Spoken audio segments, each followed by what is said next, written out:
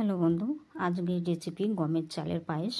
আমি এখানে 1.5 লিটার গরুর দুধ নিয়েছি আর কিছু পরিমাণ আমল দুধের গুঁড়ো গুলিয়ে নিয়েছি, গমের চাল, কাজু বাদাম, কিশমিশ, পরিমাণ মতো চিনি আর পাটালি গুড় ব্যবহার করেছি।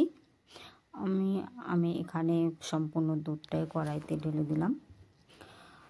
ঢেলে দেওয়ার পরে গমের চালটা দিয়ে দিয়েছি।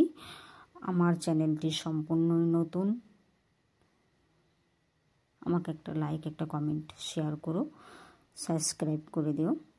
পরিমাণ স্বাদ অনুযায়ী আমি এখানে চিনি ব্যবহার করেছি। পাটালি গুড়টা দিয়ে দিলাম। এখন সবশেষে কাজু বাদাম, কিশমিশ আর 1 চামচ ঘি ব্যবহার করেছি।